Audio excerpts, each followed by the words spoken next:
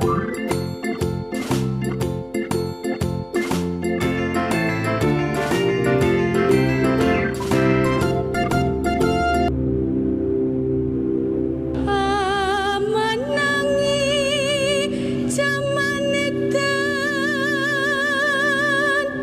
berganti tahun, abad berganti abad, candi-candi ini masih tetap tegak berdiri. Di mata para penghikmat sejarah dan kebudayaan Jawa, candi-candi ini tak hanya menjadi pembawa kabar dari masa lalu tentang warisan peradaban yang tinggi. Candi-candi ini juga merupakan jejak pengetahuan tentang Jawa, baik yang terlihat maupun yang tak terlihat. Halo teman-teman, hari ini kita kembali belajar di rumah untuk menghindari penyebaran COVID-19. Kali ini kita belajar dengan menyimak sebuah tayangan tentang kebudayaan Javanologi dan Ronggo Warsito. Yuk kita simak bersama sambil siapkan alat tulismu untuk menjawab pertanyaan nanti ya. Bekjaning kang lali luwih bekja kang eling lawan. Segenap pencapaian kebudayaan dan kesusastraan Jawa tidak diraih begitu saja dalam waktu yang singkat. Prosesnya dapat dilacak hingga Majapahit, bahkan era sebelumnya. Dalam titian waktu, Mataram merupakan puncak dari kejayaan kebudayaan dan kesusastraan Jawa. Jawa pernah mengalami masa gemilang. Mulai dari zaman Majapahit. Nah, itu kemudian ada krisis dan kemudian akhirnya berdiri Mataram. Nah, saya itu Mataram lebih mulai ke dalam. Ya. Nah, waktu itulah mulai sebenarnya dugaan saya dan pikiran saya proses pemurnian peningkatan untuk kebudayaan Jawa.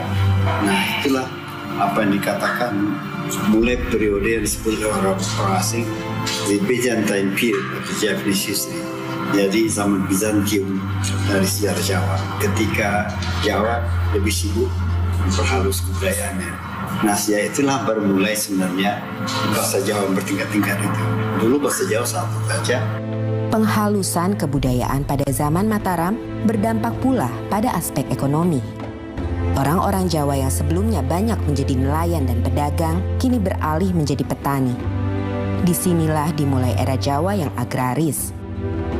Salah satu indikator perubahan zaman itu nampak pada Pranoto Mongso.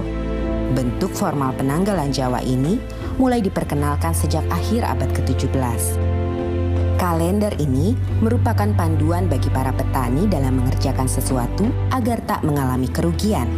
Dari sinilah waktu waluku atau membajak sawah ditentukan. Akan tetapi, penanda bagi para petani dan Jogja dan Surakarta malah pecah dengan Mangkunegoro, Mangkunegaran dan pemerintahan kolonial yang sangat buruk. Pemerintah kolonial menekan petani dengan memaksa menanam hasil komoditas yang seluruhnya harus disetorkan kepada pemerintah. Ditambah dengan para pejabat lokal yang haus akan harta dengan menjilat penguasa, menyebabkan rakyat miskin menderita kelaparan yang menjurus pada meningkatnya angka kematian. Setelah Mataram pecah dari hal tersebut ternyata menguras habis kekuatan ekonomi pemerintah Belanda itu. Nah, untuk mengatasi itu semua Belanda kemudian 19 terakhir Jogja juga dipotong dengan paku alaman ya. Itu Jawa mungkin lihat ke dalam. Dan lagi juga Jawa yang berkeliaran sudah tidak ada lagi. Dulu waktu perang Diponegoro itu sebagian besar mungkin Diponegoro itu orang berkeliaran keliling itu, ikut. Kemudian setelah Belanda berkuasa, Jawa itu kan dikenakan kultur stelsel harus menetap. memang pada pertengahan abad ke-19 terjadi perang yang begitu banyak ya, tidak hanya di Jawa, di Sumatera Barat ada perang Patri, di Jawa Tengah, di Jawa lah itu ada perang di Ponorogo, dan juga ada gejolak yang luar biasa di Belanda juga ya, di dalam negeri, sehingga bisa kita dipahami oleh beberapa ahli sebagai istilah tanam paksa. Memang kultur stelsel itu dia mempunyai satu program yaitu kultur stelsel, yaitu sebetulnya semacam peraturan di bidang pertanian ya, dan kemudian kebutuhan untuk mencukupi biaya perang mereka. Selama 19 di Jawa itu banyak sekali pemberontakan. Tidak hanya diperuntukkan untuk mengembalikan kekuatan ekonomi Belanda yang pada saat Hindia Belanda yang pada saat itu memang betul-betul bankrupt, bangkrut mereka oleh karena kebutuhan. Tidak hanya di Ponorogo itu perang besar, tapi sesudah itu masih hampir tiap tahun sampai akhir abad 19 sampai tahun 20 sampai tahun 1970 itu sudah perang itu. Ini pemberontakan desa. Itu sebagian besar dipimpin oleh para ulama desa. Jadi yang kira kecil adanya perang terbuka antara pemerintah kolonial Belanda dengan para pribumi Jawa, maka dibentuklah satu lembaga yang dinamakan 900 masih ada satu di sana berontak itu. Nah, untuk mengatasi itu untuk mengatasi adanya konflik-konflik dan memperkurangi konflik. Yang kedua, memberikan bekal kepada para administrasi pada pegawai Belanda yang bekerja di Jawa. Kan Head Institute for the Javaanstaal itu sebagai lembaga yang bertujuan untuk mengetahuan. Jadi Javanologi adalah set pengetahuan dan keterampilan tentang kebudayaan Jawa. Itu arti Javanologi. Di dalam pemahaman dengan terhadap kebudayaan lokal yang baik, itu diharapkan mampu mengurangi konflik. Itu sebenarnya tujuan awal daripada lembaga itu. Bejo bekjane kang lali, bejo bekjane kang lali. Head Institute for the Javaanstaal te Surakarta yang didirikan di Surakarta pada 1832 oleh Johan Frederik Carl Greica adalah sebuah lembaga kebudayaan yang mempelajari sastra dan kebudayaan Jawa. Disinilah Javanologi untuk pertama kali muncul. Secara terminologis, Javanologi itu kan disusun dari dua kata. Java merujuk di situ batasan budaya, juga bukan batasan administratif ya, tapi batas budaya, dan logos itu pengetahuan yang bahkan wajib itu mengetahui, yang notabene semua itu menjadi butir-butir yang paling menonjol dalam kebudayaan Jawa, falsafah Jawa. Dia harus tahu. Head Institute for the Javaanstaal itu bidang-bidang yang dipelajari di sana adalah bidang sastra. Mempelajari bahasa, entah kaitannya dengan pemerintahan ataupun juga dengan nanti kaitannya dengan sastra, tapi mempelajari bahasa daerah kalah jajan itu sangat penting. Karena itulah pemerintah Belanda juga mendirikan semacam lembaga pendidikan bagi para pegawai untuk mempelajari bahasa. Nah, itu kenapa dilakukan? Di antaranya adalah bahwa apabila bahasa itu dikuasai, otomatis nanti karya-karya sastra ataupun buah-buah pikiran yang ditulis oleh orang jajan itu diketahui, maka akan mudah untuk menguasai daerah jajahan. Di kala itu, seorang pujangga bernama Ronggo Warsito kerap menjadi rujukan para Javanolog karena pemahamannya dianggap mendalam terhadap kebudayaan dan ini meliputi 12 bidang ya. Ada bidang kesastraan, ada bidang pendidikan, ada bidang pengetahuan bahasa, ada bidang filsafat. Jadi ada 12 bidang. Nah, yang paling banyak itu kesastraan itu 24 judul. Ronggo Warsito adalah seorang tokoh. Ada bidang pedalangan, pengetahuan alam, bidang seni suara, babat. Nah, ramalan atau jonggo itu hanya 2, Jokolodang dan Jobelyo. Munculnya sastra Jawa baru jenis geguritan. Karena sebelumnya bisa dikatakan ada karya sastra itu hanya puisi dan prosa. Puisi adalah tembang, prosa adalah gancaran. Gancaran adalah prosa. Sedangkan yang kategorinya itu geguritan adalah puisi tetapi bukan tembang, itu belum ada. Yakni di dalam Serat Joko Lodang yang itu dikategorikan tembang bukan, tetapi dikategorikan prosa bukan. Dan secara kebetulan di dalam satu bait tulisan awal dari Serat Joko Lodang itu juga ada sandiasmonya. Kalau dibaca dari atas ke bawah, suku kata yang pertama akan berbunyi Ronggo Warsito Boso Kadaton, sedangkan yang suku kata terakhir setiap baris bila dibaca dari atas ke bawah akan berbunyi Boso Kadaton Ronggo Warsito. Zaman dulu kan segalanya kan sensitif ya, apa-apa saja mungkin bisa dilaporkan ke Belanda, sehingga kan Belanda kan sangat berkuasa atas Sunan, dan Sunan mungkin juga agak pikir-pikir kalau ada warganya atau penggawa keraton itu yang menentang pada Belanda. Makanya ya salah satu cara di dalam mengungkapkan hal seperti itu dengan cara simbolis. Mangkyo derajating praja kawuryan wasunyaruri, rurah pangrahing ukara karana tanpa palupi. Hatilar silastuti sujono sarjono kelu kalulun kala tidha tidem tandaning dumadi hardayeng rat tining karoban rubedo. Ini adalah sebetulnya awal dari si Ronggo Warsito, jelas mengkritisi kondisi kerajaan saat itu. Punya raja, rajanya itu juga sekti, rajanya juga punya kewibawaan, pegawai-pegawainya baik.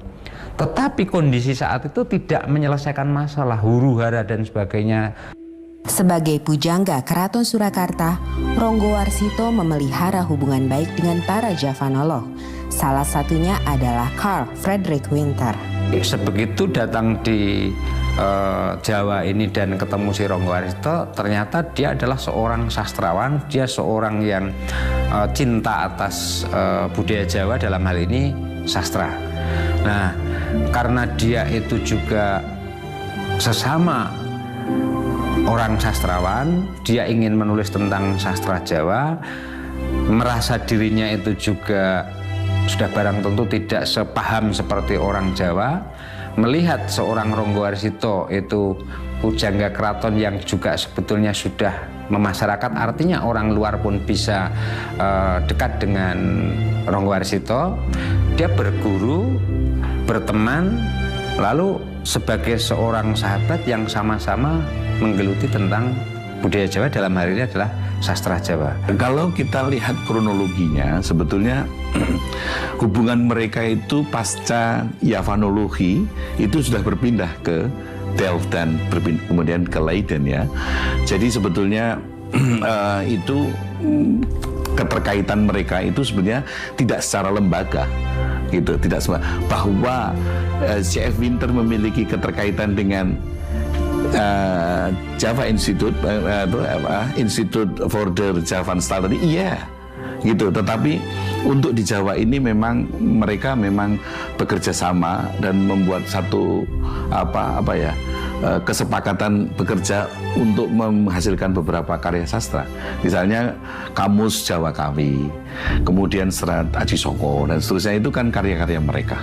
Ada beberapa surat yang secara kebetulan kami ada data yang menunjukkan komunikasi antara Winter bertanya tentang sastra kepada si Ronggo Warsito, dan oleh Ronggo Warsito pun juga ada bukti menjawab atas pertanyaan-pertanyaan si Winter tadi. Di luar menjawab atas pertanyaan yang tadi datangnya dari Winter, itu juga disertai dengan kepentingan-kepentingan secara kebutuhan ekonomi bagi Ronggo Warsito.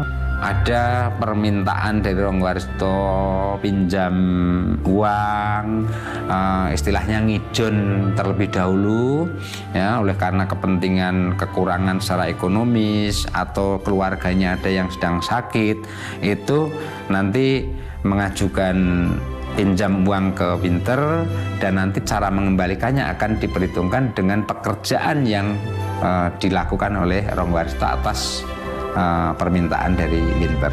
Namun memang saya juga bisa menyampaikan pada akhirnya mereka ada kerenggangan itu kan. Ada banyak hal yang terkait dengan aspek politis ya. Aspek politis, mungkin situasi politis di Belanda pada waktu itu dan beberapa hal yang memang sejak awal tidak diminati oleh Ronggowarsito. Bejo bekjane kang lali, bejo bekjane kang lali. Dalam esainya yang legendaris, Javanology and the Age of Ronggowarsito, Kenji Tsuchiya menulis bahwa pujangga memainkan peran ganda ketika Javanologi Barat masuk. Di satu sisi sebagai sumber informasi bagi para Javanolog Eropa, sementara di sisi lain tetap sebagai orang yang memiliki pengetahuan esoteris mendalam, di mana pengalaman kebatinan Jawa menjadi sumber utamanya. Hal ini kerap dibaca sebagian kalangan sebagai suatu bentuk kontestasi paradigma. Walaupun materi kajiannya sama, tetapi paradigmanya berbeda, ia akan menghasilkan suatu analisa yang bisa berbeda. Dalam hal ini, paradigma orang-orang Jawa memiliki perbedaan dengan paradigma orang-orang Belanda. Sebenarnya background Ronggowarsito itu adalah budaya Jawa yang begitu organismik. Nah sementara Winter, walaupun dia seorang turunan ya, seorang Indo, tetapi dia tetap darah-darah yang barat, pemikiran yang mekanistik itu cukup kuat. Sehingga kadang-kadang antara organismik dan mekanistik ini kadang-kadang terdapat perbenturan gitu. Saya melihatnya seperti itu. Desa Palar, Kecamatan Trucuk, Klaten menjadi tempat persemayaman terakhir Ronggowarsito. Semasa hidupnya, ia sering mengunjungi desa ini yang menjadi tempat sanak familinya berada.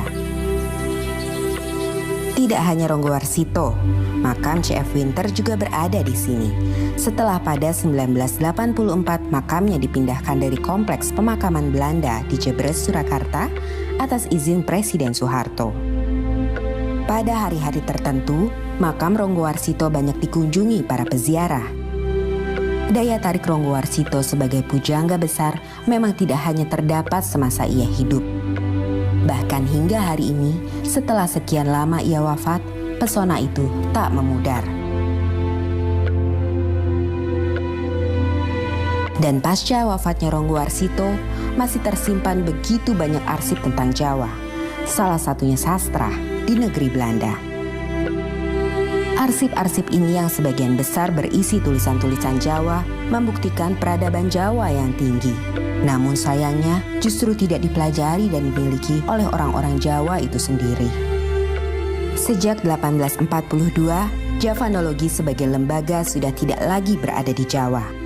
Namun, secara individu, para Javanolog masih aktif dalam melakukan penelitian dan pengkajian. Salah satunya adalah Pisho. Karya terbesarnya berjudul Java in the 14th Century yang terbit sebanyak 5 jilid. Karena kedalaman kajiannya, ia dikagumi oleh para pemikir Jawa. Satu di antaranya adalah Profesor Sudarsono. Pada waktu itu saya diutus ke negeri Belanda untuk kerjasama antara Indonesia dengan Belanda. Lalu kemudian ketemu Dr. Pisho, itu gambarnya Dr. Pisho. Lalu kemudian, wah, saya senang sekali saya mendengar saudara Sudarsono menggantikan saya. Wah, saya juga bangga sekali dianggap menggantikan dia. Karena Dr. Pisho itu luar biasa pinternya. Nulis kamus bahasa Jawa, orang Belanda. Kalau nulis kebudayaan rakyat.